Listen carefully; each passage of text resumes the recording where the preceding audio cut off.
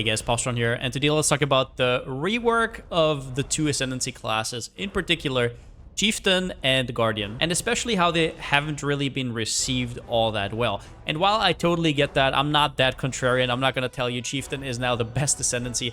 I want to talk about some of the things that I think could be done with them, because I don't think we're really going to get any drastic changes before the league releases, so we might as well talk about the niche cases where these could maybe be viable. Now, when it comes to Guardian, I'm not that interested in the top 3 nodes, I'll be honest. These two are mostly mana stacker nodes now, with Unwavering Faith and maybe having some interesting ideas.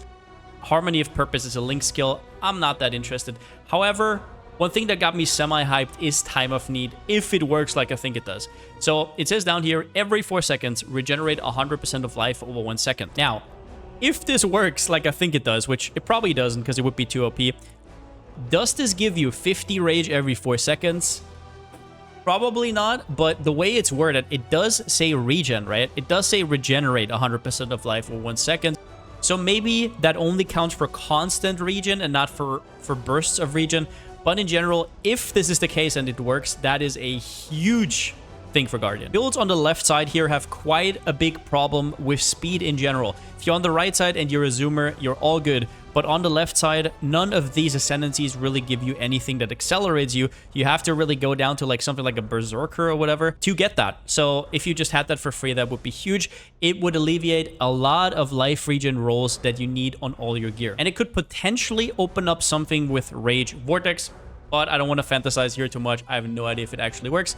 Just something to look out for. Then let's talk about Radiant Crusade and Unwavering Crusade. Now, these are supposed to be kind of minion-based, but we don't know anything about these. I actually think that these are sort of aura minions, and they might be fitting into more categories than you might give them credit for. Why do I think that? Well, think about it logically. You can get Radiant Crusade at level 33 or 30-ish from your first Ascendancy, right? So you're getting a level 20 Summon Sentinel of Radiance, which, as far as we know, doesn't really interact with any gems that you socket. It's just like a static minion. If that was balanced around endgame, you would now get a minion that one-shots every boss in the campaign, which isn't going to happen, right? So the only way I can see this be useful is with some sort of like passive buff. The same thing goes for Unwavering Crusade. So my personal guess would be that both of these are kind of like aura bot minions, but it might just be still only for minion players. Maybe they have something like only affects minions, or maybe I'm completely wrong and they have some sort of weird scaling, like the minion scales with your level on top. But then I would just ask, why would they even write level 20 here? It just doesn't really make any sense if it doesn't scale with levels anyways. And I guess the last take here is Bastion of Hope is actually a lot better than people say it is. Like 25% block and spell block is actually a lot. Like getting block is not that easy, and you can, for example, if you attack base build, just put Blood Rage on left click and you're always gonna have this up. So while I'm not over the moon for Guardian, and most of this might be wishful thinking, if Time of Need works with Chaos Spirit and these minions do something also for non-minion players, then we already have 3 good Ascendancies, and the 4th one might just be Bastion of Hope, which could cap your block. And even if both of these minion nodes are garbage and you're not block based, you could still get Time of Need from a Forbidden Flesh, Forbidden Flame from an Inquisitor and get, I don't know, free Chaos Spirit and Perma Berserk on your Inquisitor. And then we have the probably most talked Ascendancy rework of all time, Chieftain. Now, this one is weird. In my opinion, this is the most wacky and experimental Ascendancy. Not really in a good way, but I like what they're trying to do. These nodes are definitely a lot more interesting, I'd say, than a lot of the other Ascendancies, which just have like passive bonuses that fit into so many builds. But notice how I say interesting, not strong. And the reason for that is a lot of these nodes are just not there and they don't really make any sense. I would take Nagamahu Flames Advance as the first example. So non-unique jewels cause increases and reductions to other damage types in large radius to be transformed to apply to fire damage. That's a mouthful, right? And there's also an update to this, and that is that non-unique jewels cause small and notable passive skills in a large radius to also grant 3 strength. So if you want to know what that does, basically the large radius is the blue outside, and every node that you take inside this radius, for example this here, would also give you plus 3 strength. And if any of those are increases to damage, they also count for fire. Now, what you'll notice if you go through all your builds that could use it is it's actually incredibly weak. And the funny part is that was before it got buffed, right? it only did this part. And now it's also supposed to be sort of like a strength stacker-ish, right? You get plus 3 strength. I looked at my strength stacker. It would give me like 60, 70 flat strength. So in a better scenario where you maybe, I don't know, not run some of your GG unique jewels, you would maybe get to like plus 100, plus 110. That's not great. And the biggest problem is they added this strength stacker mod, kind of shoehorned in, and didn't even realize that the rest of this node that gives you increased damage is completely useless for strength stackers. If you don't know, strength stackers use Crown of Ice. That is one of the biggest payoffs that you can get. The combo gives you like thousands of % increased damage. So this little bit of extra increased damage just does absolutely nothing. So it's just not strong enough to build around, and in the builds where it could fit, it's just terrible. Let's move on to Arohungui. This one actually got buffed in the patch notes. And what changed is this recoup got from 10% to 25%. Now it says recoup 25% of damage taken by your totems as life. Very strong. And then you have some totem regen support. And this is obviously supposed to go alongside this flamewood support, which basically whenever you an enemy hits one of your totems, it makes like a mortar and fires it on an enemy. In general, I don't see how the whole retail or like Thorns archetype could ever fit into Path of Exile meta. But I guess we'll have to wait for gem info on that. But even if they make it work, I'm not even sure you need this node to go alongside it. And there's just not enough payoff on the whole Ascendancy to even take it. There's a lot of ways to make your totems tanky and give them regen. They also are affected by your auras after all. Now, going up here, I want to quickly mention Tassalio, which I think is the most underrated node on this whole Chieftain rework. Everybody knows how strong Valako is, right? We don't have to discuss that really. It is amazing. Forbidden Flesh, Forbidden Flame for it will be extremely expensive. But Tassalio gets kind of a bad rep. Now, unaffected by Ignite, not that big of a deal. I want to note, though, that it is unaffected by Ignite, not immune to Ignite, which does mean that self-Ignite builds could theoretically use it. Just throwing that out there. Modifiers to Fire Res also apply to cold and lightning resistance at 50% of the value. Now, let's say you're a Chieftain, right? And you're definitely going to stack to a 90 max res because you're going to go Valakos, right? You want to have 90 Fire max res, so you get 90 cold and 90 lightning. So you need 150% Fire Res to be capped. And honestly, you're probably going to be a little bit overcapped against LE weakness and some other stuff. And in that case, right, what you get here, I think 180 is pretty realistic. What you get from this node is 90 cold res and 90 lightning res. That's 180 res. That's like 4 suffixes on endgame gear. And most builds I make currently always are kind of stuck on suffixes, whether it's accuracy or stats or res cap. Now also chaos res, which you should cap a lot more than before. So alleviating that much pressure on your gear is actually quite strong. You can leverage that with damage. For example, on rings, instead of that res roll, you can get 25 crit multi. On jewels, instead of that all res roll, you can get 15 crit multi. It's definitely not crazy, but I'm sure there's going to be builds that appreciate it. Now, obviously, if you're an end-end game and you have mage blood and you kept that way, it's completely irrelevant. I'm just saying that I don't think pathing to Valako is that big of a deal. By the way, PvE Planner is updated. So if you look here, I don't think it's that big of a deal. As well as that, you actually do get 15 fire res here and 15 fire res here, which gets me to another point. When we did POBs the other day, one thing I realized while pathing is you're getting a lot of fire res. And if you run Purity of Fire, which you are going to if you use Valakos, that gives you a lot of fire res. That with a little bit of aura effect. And then you also get 8% fire res here from Barbarism. If you're Ignite based, you get another 24% from Holy Fire. If you're going for more max res, like for example, Soul of Steel, you get an extra 10 all res here. You get 5 all res here. You can be res capped with like 2 suffixes on your items, which maybe there's builds that are only really viable with Mage Blood because it just doesn't work. They have too many uniques. Or for a new player, this is an incredibly smooth experience. Let's stop with the praise because now we're at Hinakora's Death's Fury. Enemies have 5% chance to explode, dealing a lot of damage.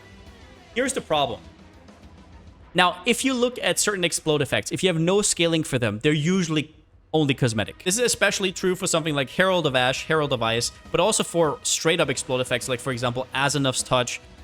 3% explode, if you have no scaling whatsoever, it's not going to do anything for your clear. Really, it just kind of looks cool. But, and that's something that gets lost on people here, is if you just give this 5% chance, you now lose another big thing, which is corpse explosion. You're leaving way too many corpses open to get yourself one shot. So if you right now think that this might be a usable ascendancy for something, just go in GIMP right now. We actually have it right now.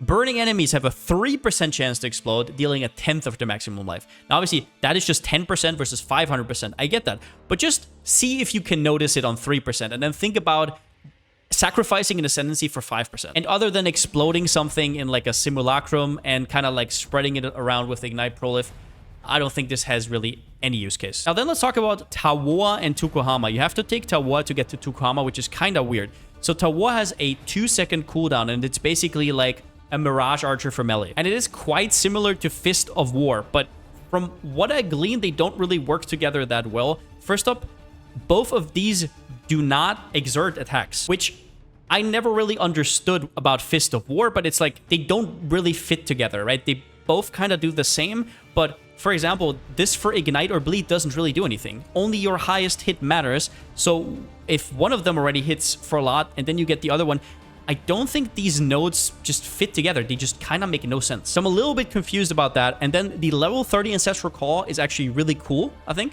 Getting +2 strikes and 10% more damage, I personally think is worth an Ascendancy. And they did change Tawoa to work with strike skills this patch.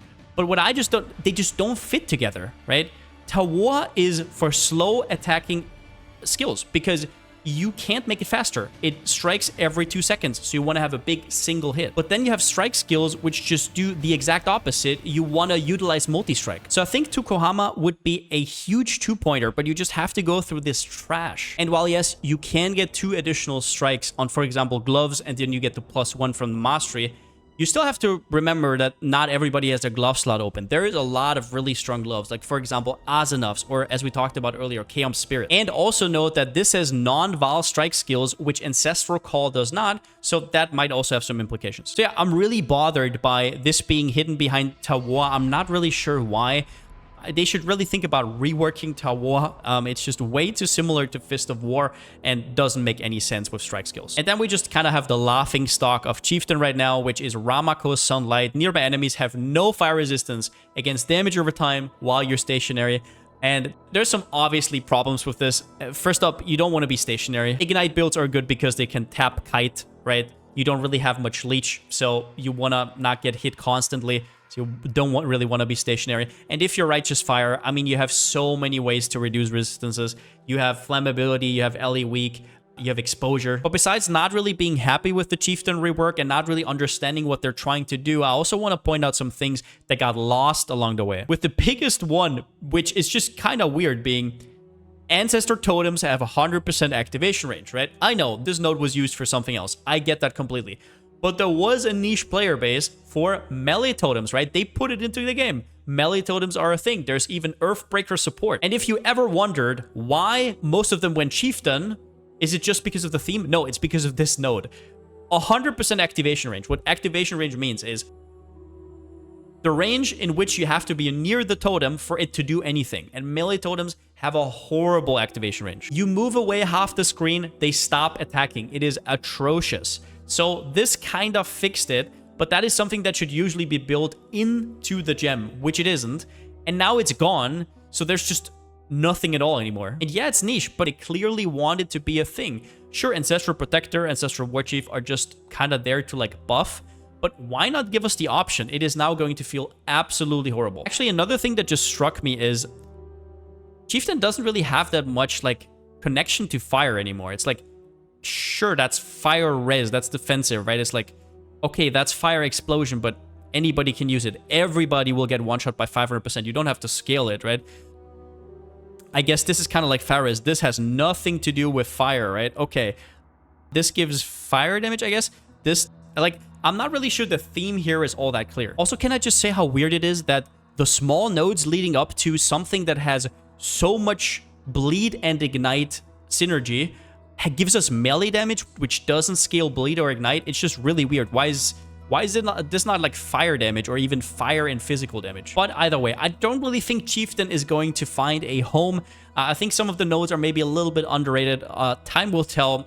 I definitely think Valako will add a lot in terms of Forbidden Flesh, Forbidden Flame. Although you have to ask yourself, who actually needs that? If you're a Berserker, you're probably already gone in terms of defensiveness. Although that might not be completely true. And if you're Juggernaut, you don't really need it. You're already almost unkillable. But I guess for hardcore, that might be different.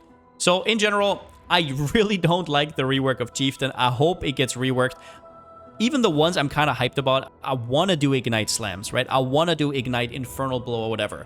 But these options are just so flaccid, right? There's just nothing really there.